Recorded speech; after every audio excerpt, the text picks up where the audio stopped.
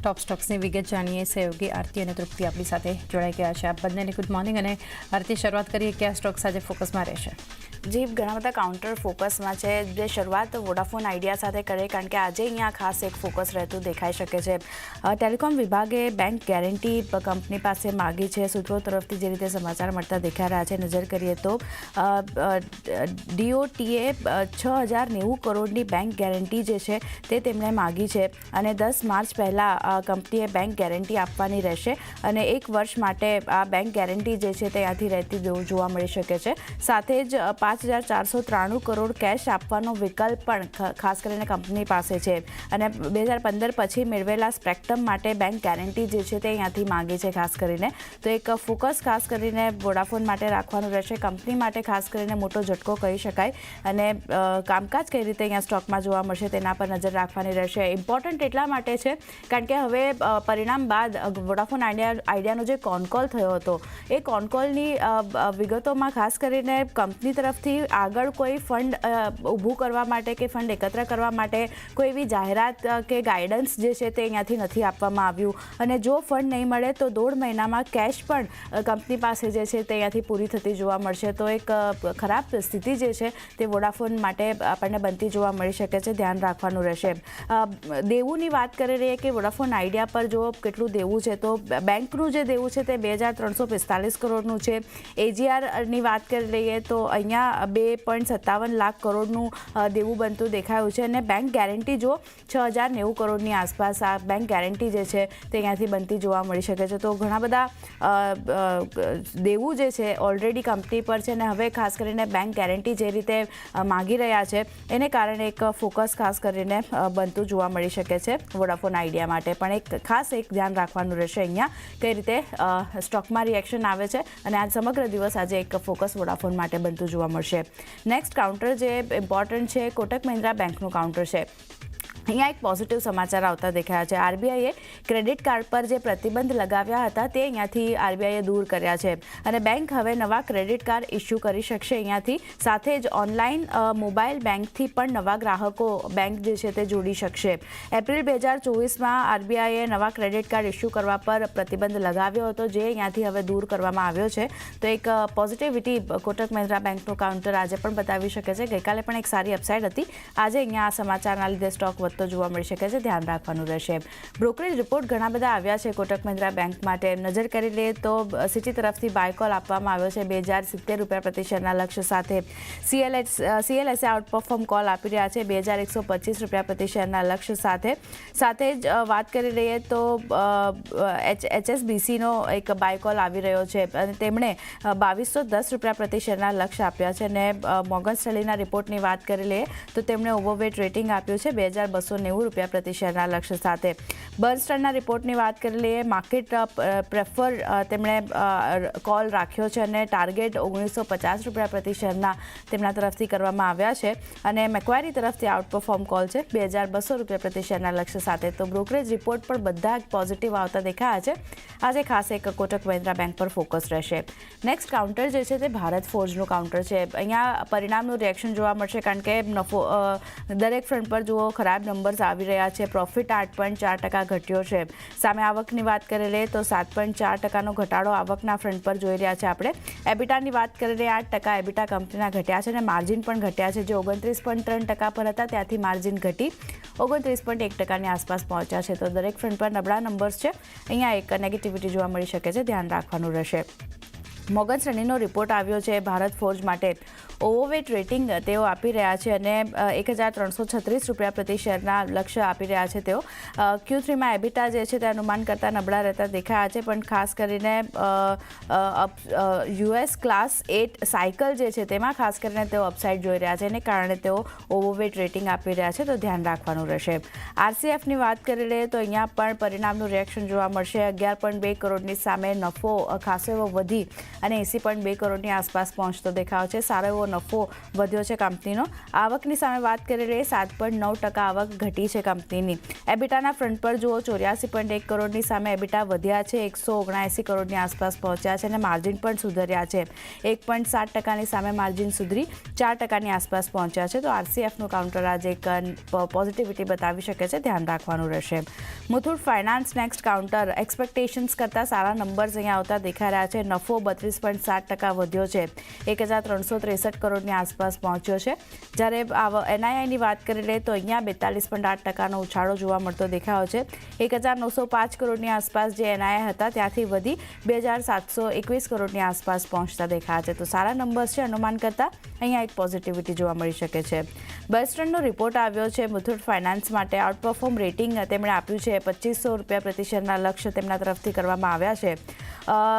ખાસ કરીને તેઓ જોઈ રહ્યા છે કે બીજું ક્વાર્ટર કંપની તરફથી બની રહ્યું છે, જ્યાં સારું પ્રદર્શન અને અનુમાન કરતાં સારા નંબર્સ કંપની તરફથી આવતા દેખાઈ રહ્યા છે. એને કારણે એક ફોકસ ખાસ કરીને તેમણે મુથુટ ફાઇનાન્સ માટે રાખ્યું છે, આઉટપરફોર્મ રેટિંગ આપ્યું છે.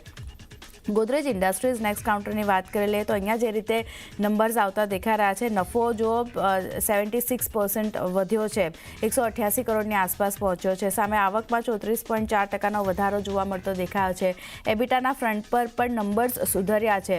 279 કરોડની આસપાસ જે એબિટા હતા ત્યાંથી નંબર્સ સુધરી અને 596 કરોડની આસપાસ પહોંચતા દેખાયા છે. અને માર્જિન પણ સુધર્યા છે. 7.8%ની સામે માર્જિન સુધરી 12.4% પર આવતા દેખાયા છે. તો દરેક ફ્રન્ટ પર સારા નંબર્સ છે.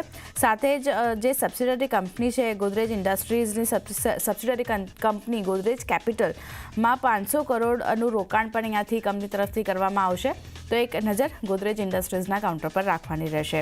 સુવેન ફાર્માની વાત કરી લઈએ તો સારા નંબર્સ અહીંયા આવતા દેખાયા છે. દરેક ફ્રન્ટ પર નફો જુઓ 77% આપણને વધતો જોવા મળતો દેખાયો છે. સામે આવકમાં 39%નો વધારો જોઈ રહ્યા છે. એબિટાના ફ્રન્ટ પર પણ 78.2% કંપનીના એબિટા વધ્યા છે. અને માર્જિનની વાત કરી લઈએ તો તે 30.1%ની સામે સુધરી અને 38.4% પર આવતા દેખાય છે. તો એક સારા નંબર છે દરેક ફ્રન્ટ પર.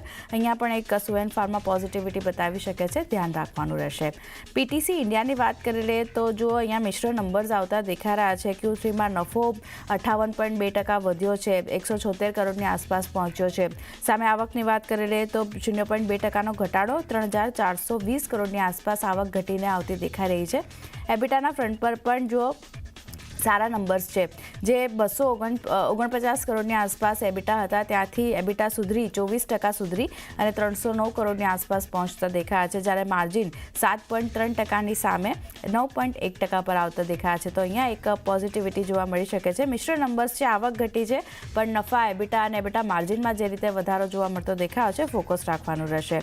ક્રોમ્પ્ટન ગ્રીવ્સની વાત કરી લઈએ તો સારા નંબર્સ અહીંયા દરેક ફ્રન્ટ પર અને અનુમાન કરતા નંબર્સ જે સારા આવતા દેખાયા છે. નફો 27.7% વધ્યો છે. સામે આવકમાં 4.5%નો વધારો આપણે જોઈ રહ્યા છે.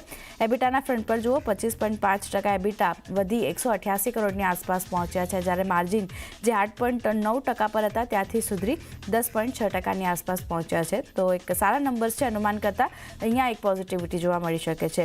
HSBCનો રિપોર્ટ આવ્યો છે ક્રોમ્પ્ટન માટે. બાય કોલ તેમણે આપ્યો છે. લક્ષ્યાંક 470 રૂપિયા પ્રતિ શેરના તેમના તરફથી કરવામાં આવ્યા છે. Q3માં ડિસન્ટ અને ઇનલાઇન એસ્ટિમેટ મુજબ જ નંબર્સ જે છે તે રહેતા દેખાયા છે. એને કારણે તેઓ બાયકોલ આપી રહ્યા છે, ફોકસ રાખવાનું રહેશે. અને છેલ્લે મારા તરફથી હોનાસા કન્ઝ્યુમરની વાત કરી લઈએ તો અહીંયા પણ રિએક્શન જુઓ આપણને રિઝલ્ટનું બધું દેખાઈ શકે છે, કારણ કે નફો 26 કરોડની આસપાસ ફ્લેટ રહેતો દેખાયો છે. સામે આવકમાં 6%નો વધારો જોવા મળતો દેખાયો છે. 517 કરોડની આસપાસ આવક વધીને પહોંચી છે. એબિટાના ફ્રન્ટ પર નબળા નંબર્સ છે, 24.1% એબિટા ઘટી 26 કરોડની આસપાસ પહોંચ્યા છે. અને માર્જિનની વાત કરી લઈએ તો તે પણ ઘટ્યા છે. 7%ની સામે ઘટી 5%ની આસપાસ માર્જિન આવતા દેખાયા છે. તો અહીંયા એક ખાસ નજર રાખવાની રહેશે. એક મિશ્ર નંબર્સ છે, પણ કઈ રીતે સ્ટોક રિએક્ટ કરે છે એના પર નજર રાખવાની રહેશે. ઘણા બધા કાઉન્ટર છે તૃપ્તિ મારા તરફથી, જ્યાં ખાસ કરીને Vodafone idea, Kotak Mahindra bank, Bharat forge જેવા કાઉન્ટર છે જ્યાં એક ફોકસ રાખવાનું રહેશે. પણ તમારે લિસ્ટમાં કયા શેર્સ જ્યાં ફોકસ રહેશે? ગુડ મોર્નિંગ આરતી. હું શરૂઆત નિફ્ટીની દિગ્ગજ કંપની રિલાયન્સથી કરીશ. તો અહીંયા ગઠન કરવાના સમાચાર આપણે સમક્ષ આવતા જોવા મળી રહ્યા છે. કંપની પોતાની સબસિડરીનું તેઓ ગઠન કરવા જઈ રહ્યા છે અને જેમના ખાસ કરીને તેમને સિંગાપુરમાં સબસિડરી આરઈસી એનર્જી સોલ્યુશન્સનું તેઓ અહીંયા ગઠન કર્યું છે અને ખાસ કરીને તેમને R&D ઇક્વિટીઝ જે છે એને વધુ મજબૂત કરવા માટે અહીંયા સબસિડરીનું ગઠન તેઓ કરી રહ્યા છે. એટલે આ કાઉન્ટર ખાસ ફોકસમાં આજે જોવા મળી શકે છે, કારણ કે આપણે જોયું કે ગઈકાલે સારા એવું આપણને રિકવરી નીચલા સ્તરેથી પણ આ કાઉન્ટરમાં જોવા મળી હતી અને આજે પોઝિટિવ સમાચાર પણ આપણે જોઈ રહ્યા છે. ત્યારબાદ નજર કરી લઈએ ટોરેન્ટ ગ્રુપ પર. અહીંયા અધિગ્રહણ માટે કંપનીએ કરાર કર્યા છે.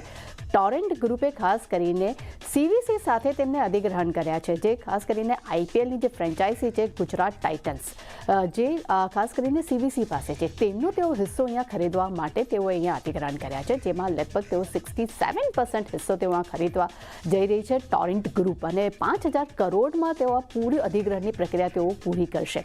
અને આ અધિગ્રહણ બાદ ફ્રેન્ચાઇઝીની જે કુલ વેલ્યુ જે છે તે 7,453 કરોડ થઈ જશે. અને પરંતુ ખાસ નોટિસ કરવા જેવું એવું છે કે આ અધિગ્રહણ બાદ ટોરેન્ટ ગ્રુપ પાસે 67% જ્યાં હિસ્સો રહેશે, ત્યાં CVC પાસે માત્ર 33% હિસ્સો તેઓ રાખશે. પરંતુ આ જેટલી પણ પ્રક્રિયા છે, જે પણ કેશને લઈને કે જે પણ કહી શકાય કે અધિગ્રહણને ખરીદવા માટેની જે પણ પ્રક્રિયા થશે, તેમાં BCCI પણ અહીંયા ક્યાંક ને ક્યાંક ઇન્વોલ્વ રહેશે અને તેમના થકી જ આ બધી પ્રક્રિયા પૂર્ણ થવાની વાત પણ એમને કરી છે કંપનીએ. અને એ પણ જણાવી દે કે અધિગ્રહણ બાદ ટોરેન્ટ ગ્રુપ જે તે સ્પોર્ટ્સ ક્ષેત્રમાં તેઓ હવે અહીંયા પ્રવેશ પણ કરશે. એટલે ખાસ કરીને ટોરેન્ટ ગ્રુપ આજે આ રીઝન્સર એક ફોકસમાં જોવા મળી શકે છે. ત્યારબાદ નજર કરી લઈએ ટાટા પાવર. અહીંયા MOU કરવાના સમાચાર આપણે સમક્ષ આવતા જોવા મળ્યા છે. સબસિડરી પાવર રિન્યુએબલ્સે ONGC સાથે તેમને અહીંયા MOU કર્યા છે. ખાસ કરીને બેટરી એનર્જી સ્ટોરેજ સિસ્ટમ્સ અને તેના વેલ્યુ ચેન્સમાં પોતાની તક શોધવા માટે અહીંયા તેમને MOU કર્યા છે. એટલે કાઉન્ટર એના માટે પણ ખાસ ફોકસમાં છે. ત્યારબાદ નજર કરશું રાઇટ્સ પર. અહીંયા પણ MOU કરવાના સમાચાર આપણી સમક્ષ આવતા જોવા મળ્યા છે. કંપનીએ CDAC સાથે તેમને કન્સલ્ટન્સી માટે તેમને ખાસ કરીને IT સોલ્યુશન્સના કોલેબોરેશન માટે તેમને અહીંયા MOU કર્યા છે. એટલે આ કાઉન્ટર પણ ફોકસમાં જોવા મળી શકે છે. ત્યારબાદ નજર કરી લઈએ રેલટેલ પર. અહીંયા ઓર્ડર મળવાના સમાચાર આપણે સમક્ષ આવતા જોવા મળ્યા છે. કંપનીને બિહાર એજ્યુકેશન પ્રોજેક્ટ કાઉન્સિલ્સ પાસેથી તેમને લગભગ 69 કરોડનો એક ઓર્ડર મળ્યો છે. એટલે કાઉન્ટર પણ ફોકસમાં છે. ત્યારબાદ NTPC ગ્રીન પર નજર કરીએ. અહીંયા NTPC ગ્રીન અને ONGC બંનેના JVએ અહીંયા આઈના રિન્યુએબલ પાવરમાં તેઓ હિસ્સો ખરીદવા માટે તેમને એમ કહી શકાય કે તેઓ 100% હિસ્સાના અધિગ્રહણની અહીંયા તેમને વાત કરી છે. તેઓ 100% અહીંયા હિસ્સો ખરીદશે. અને આ બંને કંપનીની અગર JVની વાત કરું છું તો તે 50-50% છે. એટલે આ અધિગ્રહણની પ્રક્રિયા પૂરી થશે ત્યારે પણ ત્યારબાદ પણ એમની પાસે 50-50%નો હિસ્સો અહીંયા આપણને જોવા મળી શકે છે. ત્યારબાદ ONGC પર નજર કરીએ. ખાસ કરીને OVL અને ONGCએ પેટ્રોબ્રાસ સાથે તેમને અહીંયા MOU કર્યા છે. મને ખાસ એક બેઠક પણ યોજાઈ હતી ઓઇલ સિક્યોરિટીઝ, જેમાં એક્ઝોન, સેવરોન, સેલ અને બીજી અન્ય કંપનીઓ USIBC સાથે અહીંયા બેઠક કરી હતી. અને બેઠકમાં ખાસ કરીને રશિયન અને ભારતીય કંપનીઓ સાથે મળીને કેવી રીતે કામ કરશે, કેવી નવી તકો શોધશે, તેના પર પણ ડિસ્કશન કરવામાં આવ્યું હતું. એટલે આ કારણસર આપણને ONGCનું કાઉન્ટર ખાસ ફોકસમાં આપણને જોવા મળી શકે છે. તે સિવાય ઘણી બધી BSE કંપનીઓ છે, કેશ કંપનીઓ છે, જેના રિઝલ્ટ આવ્યા છે, તેના પર પણ ખાસ આપણે ફોકસ રાખવાનું રહેશે. એટલે ચાને ઘણું બધું લાંબુ લિસ્ટ છે, પણ નો ડાઉટ આજે VI અને કોટક આ બંને જ ખાસ ફોકસમાં આપણને જોવા મળી શકે છે. જી, તો આ બધી કંપનીઓ ખાસ ફોકસમાં રાખીશું. આરતી અને તૃપ્તિ, આપ બંનેનો આભાર અમારી સાથે જોડાયા અને ટોપ સ્ટોક શેર કર્યા. તો એ સાથે જ એક